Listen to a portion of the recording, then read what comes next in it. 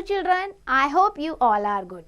Today in the GK we are going to discuss chapter number 4 and the name of the chapter is Animals Planet. So there are many animals that are uncommon to us. हमें उनके बारे में ज़्यादा पता नहीं होता है and even we don't see them around our homes or in the zoo. So ऐसे uncommon names और animals के बारे में जानना तो चाहिए.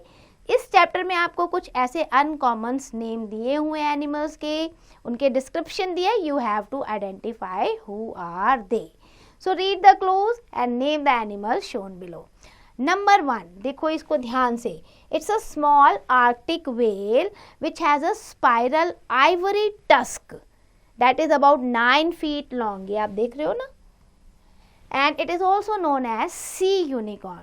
सो ये एक स्मॉल आर्कटिक व्हेल है. इसको हम क्या कहते हैं? इसको हम कहते हैं नरवाल. ठीक है, NAR narwhal, WHAL narwhal. Then moving to the next one. Next fish को आप ध्यान से देखो बेटा. The fish take care of its eggs and young ones in its mouth.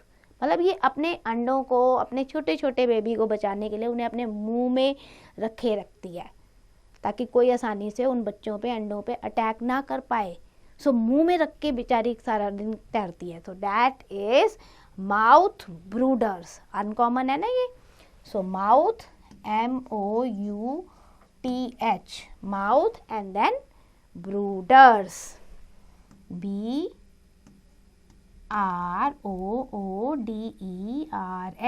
Mouth brooders. Now moving to the third one. देखो इसे ध्यान से. It comes out of its burrow and stand upright to peep across watching for danger. Burrow से जब बाहर आता है ना, बिल्कुल ऐसे स्ट्रेट खड़ा हो जाता है डेंजर को फाइंड आउट करने के लिए. आपने ऐसा क्रिएचर जो है मूवीज में भी देखा होगा, आइस एज में. सो इसे हम क्या कहते हैं? This one is known as meerkat. MEERKAT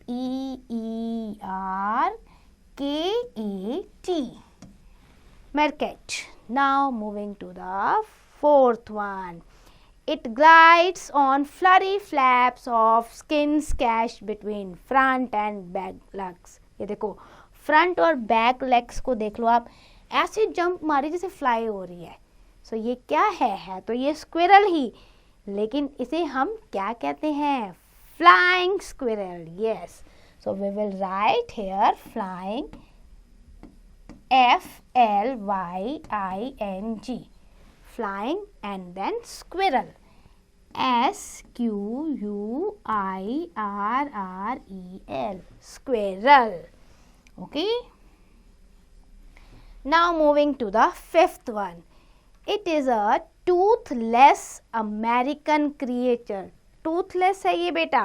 It gulps air until its stomach is full, then slides into the water and swims across like a balloon. हवा को ही गल्प कर जाता है, अपने पेट में ही रखता रहे और फिर स्विम करता है बैलून की तरह. ये क्या है? ये है आपका आर्मैचिलो. ARMAMA then DILLO DILLO आर्मैचिलो.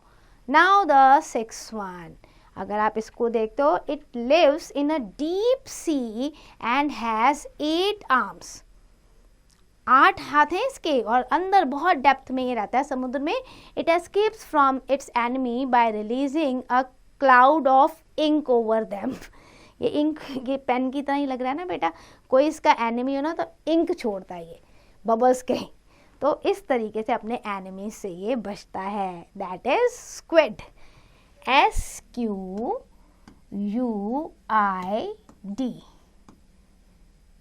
squid.